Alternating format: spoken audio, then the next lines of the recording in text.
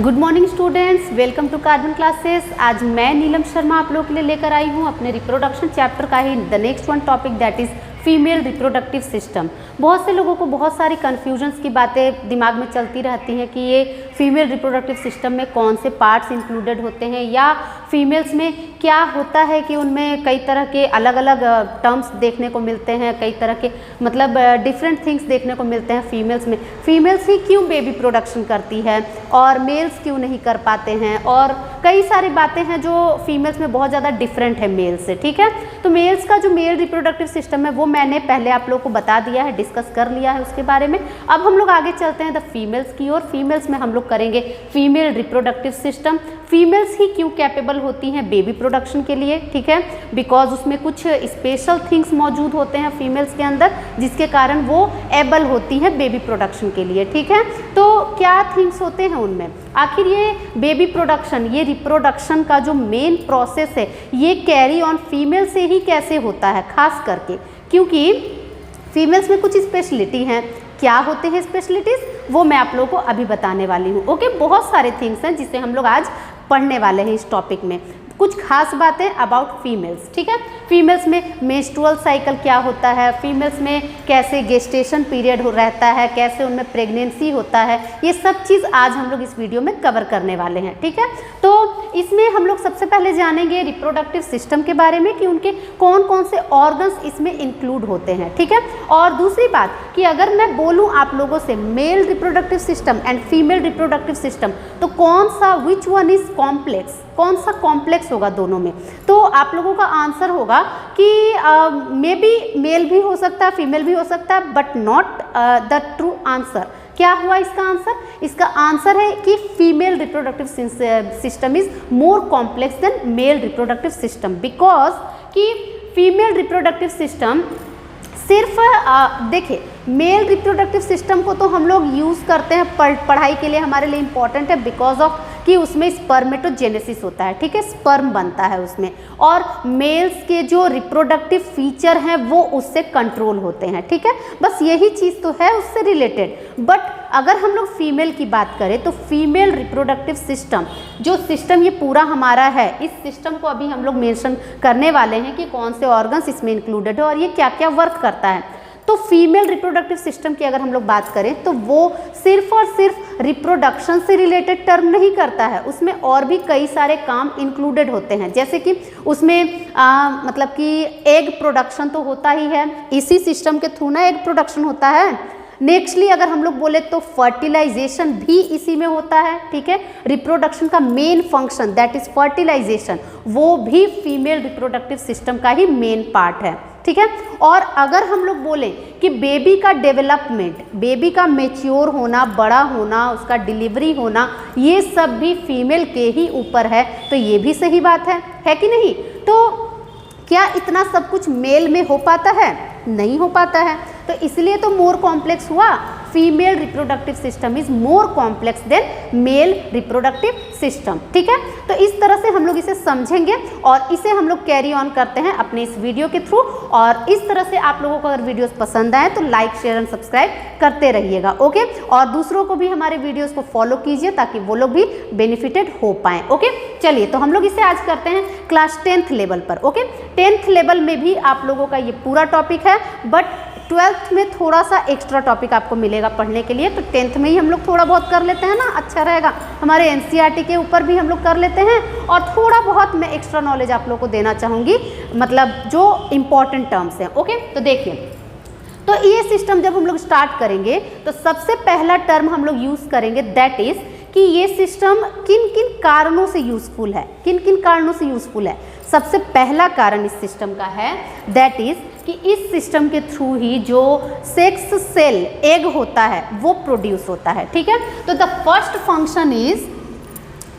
Function of this system is egg production. ठीक है, तो मैं तो सीधे फंक्शन की ओर ही चल दी। चलिए अभी पहले हम लोग स्ट्रक्चर करते हैं। ठीक है, पहले हम लोग स्ट्रक्चर को करते हैं। तो इस स्ट्रक्चर में जैसा कि मैंने पहले भी आपको बताया है, जब भी हम लोग कोई सिस्टम पढ़ते हैं तो सिस्टम में हम लोग सबसे पहले सारे ऑर्गन्स को इंक्लूड करते हैं। ठीक है, तो ऑर्गन्स, कौन से ऑर्गन्स इंक्लूड होंगे, तो हम लोग लिखेंगे the system that consist, the system that consists of which one organs? सबसे पहला तो हम लोग देंगे consist of number 1 ovaries, okay, number 2 fallopian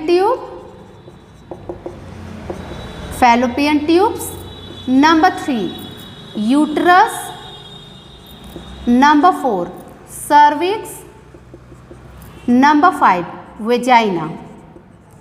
okay ये मेन टर्म्स हैं जो कि इस पूरे सिस्टम में इंक्लूडेड होते हैं। मेन ऑर्गन्स यही है हमारे, ovaries, fallopian tubes, uterus, cervix and vagina. ठीक है, तो ये सारे टर्म्स मिलके ये पूरा रिप्रोडक्टिव सिस्टम फॉर्म करता है। अब चलिए इसे हम लोग प्लेस कर लेते हैं स्ट्रक्चर में, क्या क्या है। सबसे पहला टर्म हमारा ओवरीज।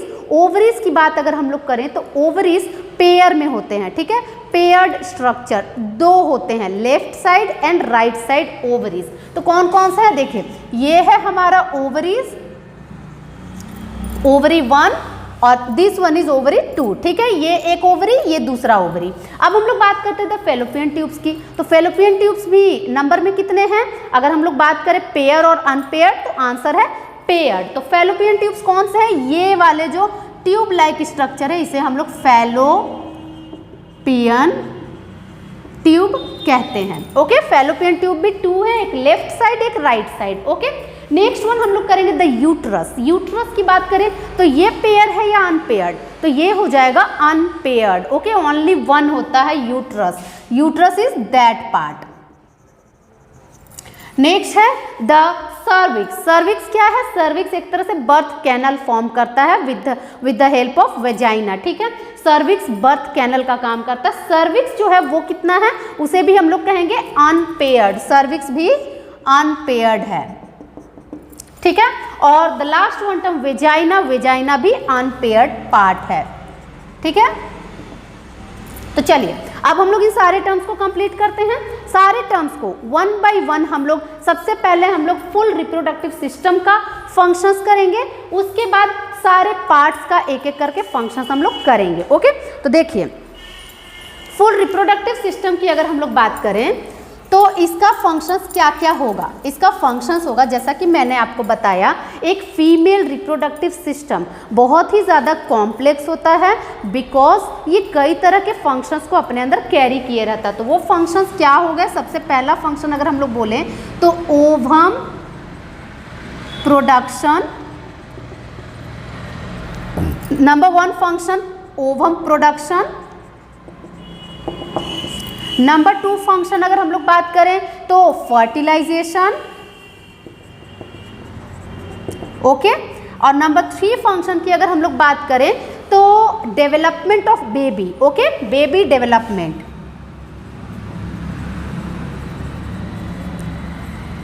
बेबी डेवलपमेंट, और साथ ही साथ लास्टली अगर हम लोग बात करें तो पार्च्यूरेशन। ओके, मतलब कि बेबी का डिलीवरी होना, पार्च्यूरेशन भी इसी में आ जाता है।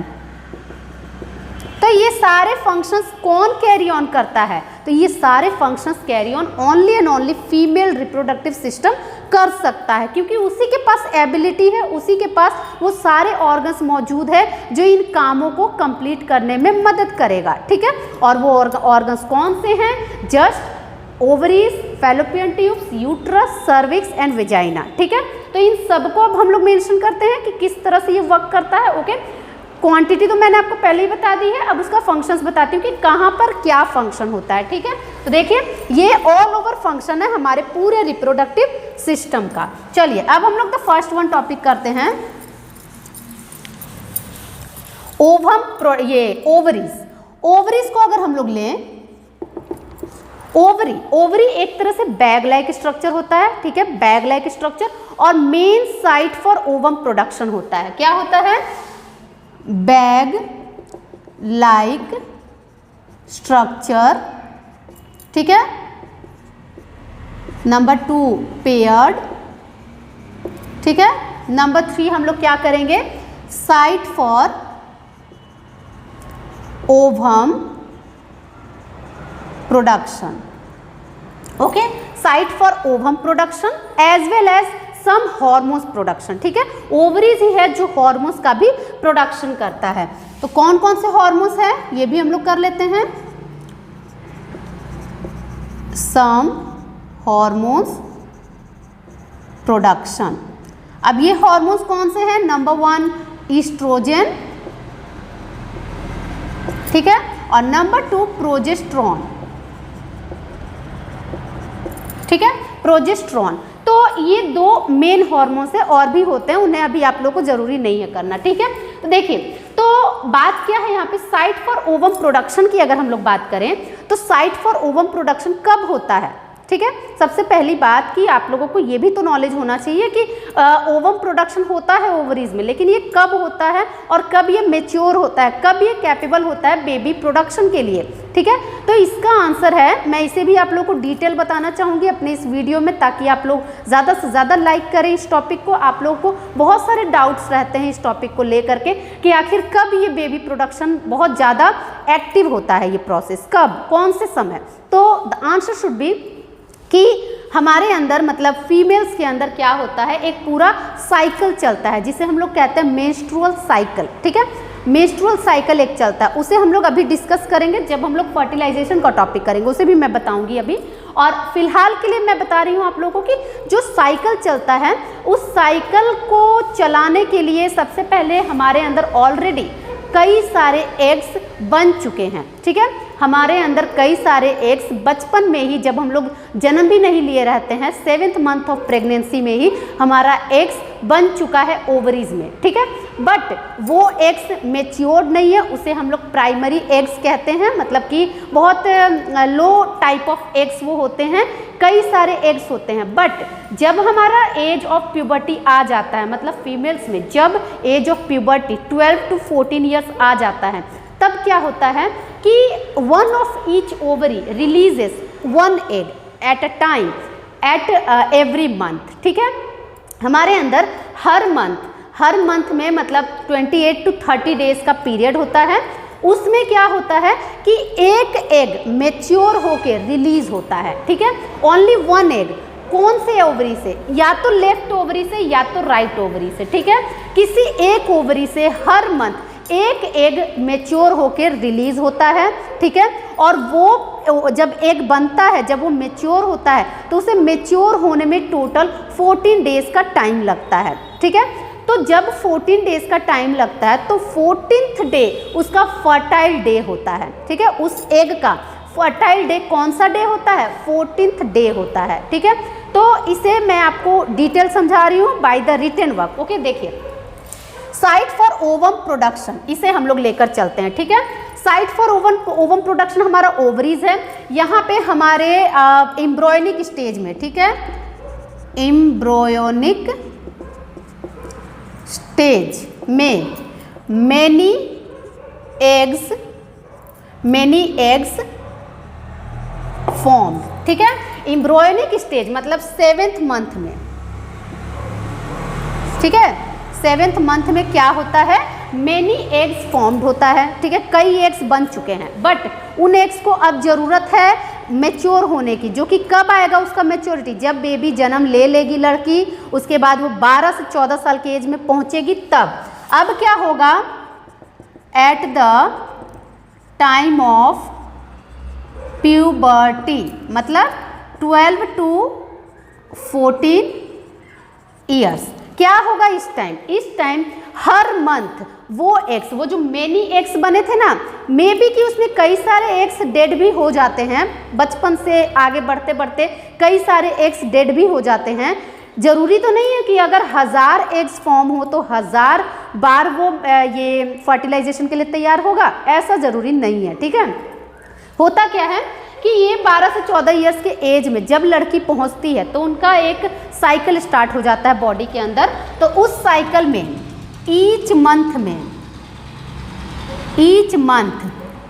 1 एग मैच्योर्स, ठीक है, ओनली 1 एग मैच्योर्स होता है फ्रॉम ईच ऑफ 1 ओवरी, ठीक है, फ्रॉम 1 ऑफ ईच ओवरी, दोनों में से किसी एक ओवरी से एक एग मेच्योर होगा, ठीक है।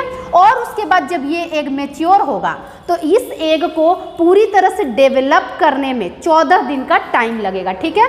14 डेज टू डेवलप, ओके, यानी कि जब उस लड़की का 14वां दिन आएगा मेंस्ट्रुएशन के बाद, जब उसका 14वां दिन, प्यूबर्टी एज में हर मंथ उसका 14वां दिन होगा, ठीक है, मंथ में जब 14वां दिन उसका आएगा तब उसका फर्टिलिटी पीरियड वेरी हाई होगा, ठीक है। तो यहाँ हम लोग क्या लिखेंगे, फर्टिलिटी पीरियड वेरी हाई, ठीक है।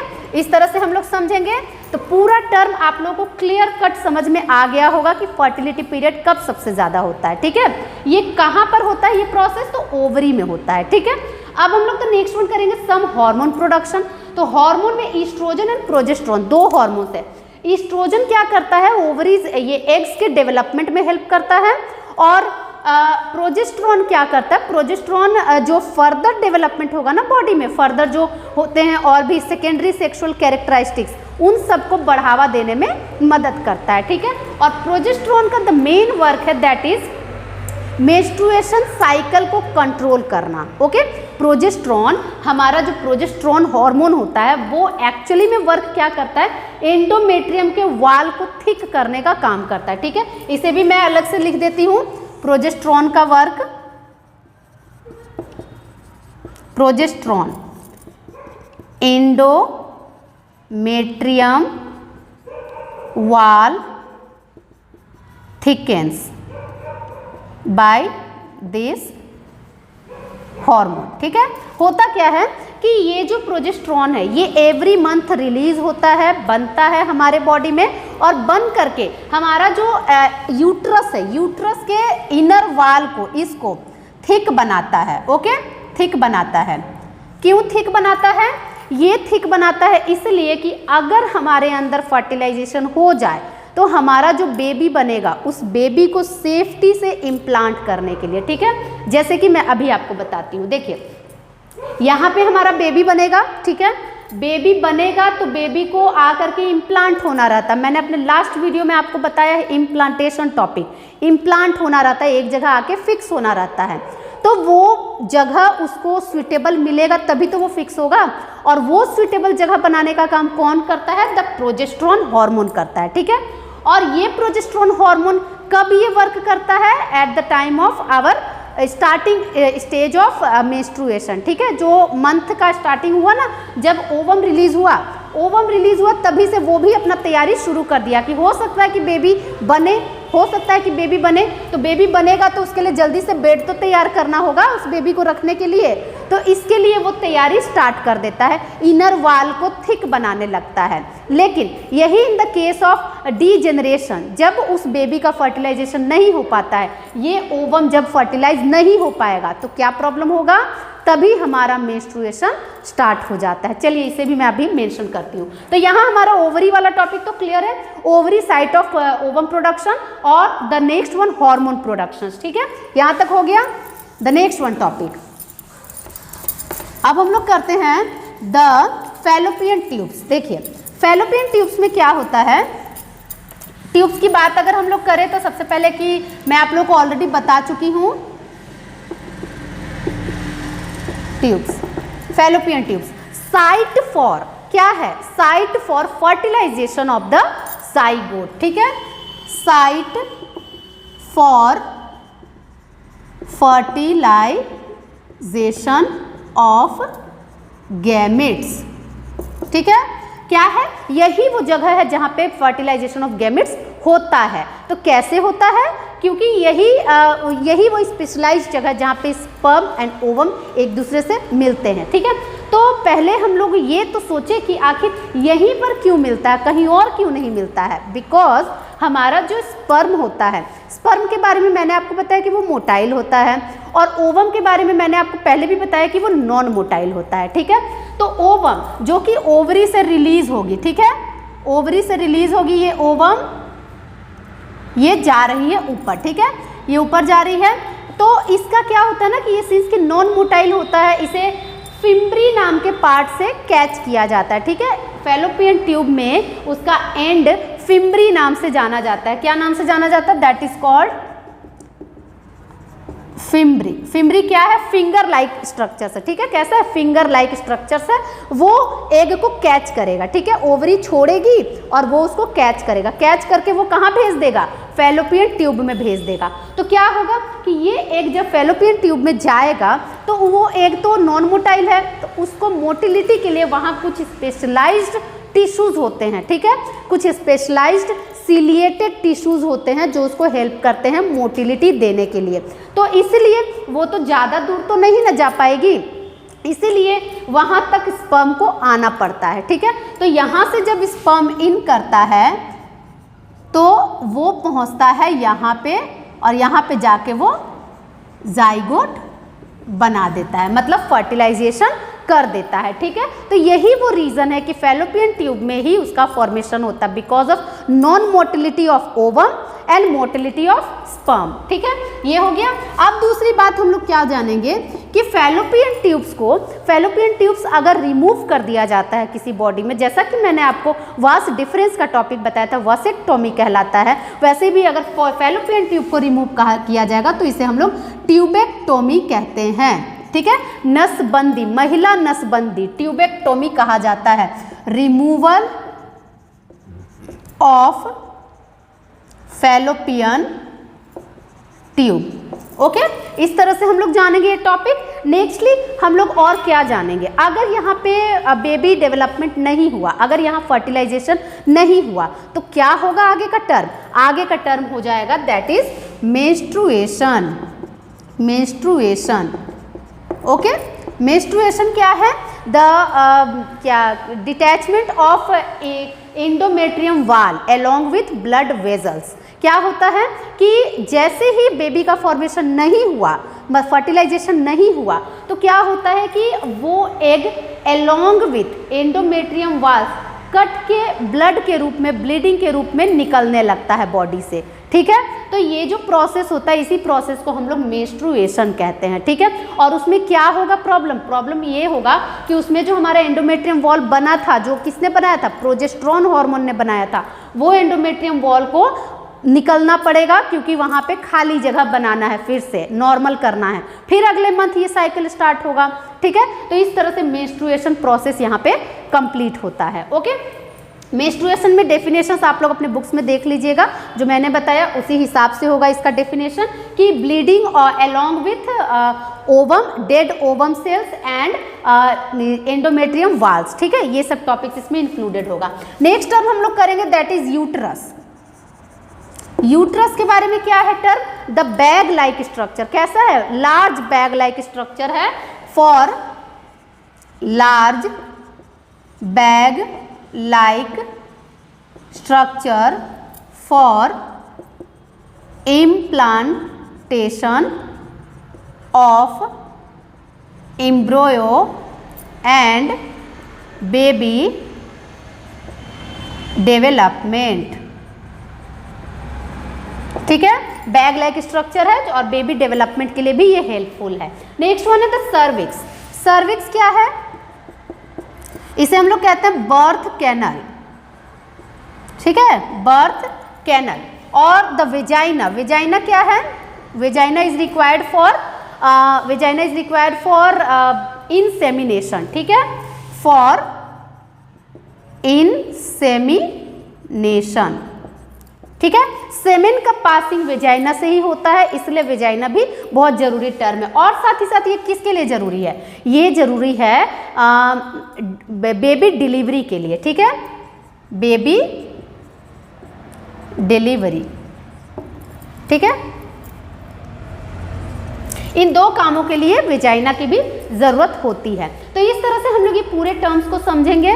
पूरा term each and every topic एकदम सिंपल है, बहुत ज़्यादा डाउटफुल नहीं है और आपके जनरल लाइफ में यूज़ होने वाला टर्म्स ये सब है। तो ये सारी जानकारी आप लोगों को होनी चाहिए, इसलिए आपके सिलेबस में ये टॉपिक्स दिया गया है। और इन सारे नॉलेजेस को मतलब गेन करना भी बहुत ज़्यादा ज़रूरी है, लेकिन इसका ये मतलब नहीं कि इसका गलत फ़ायदा उठाना है। आप लोग को एज पर योर सिलेबस आप लोग को इन सारे नॉलेजेस को जानना जरूरी है, ओके। और आप लोगों को अगर इस तरह से वीडियोस पसंद आ रहे हो और समझ में आ रहे हो तो प्लीज़ मेरे वीडियोस को फॉलो कीजिए, सब्सक्राइब कीजिए एंड लाइक कीजिए, ओके। Thank you.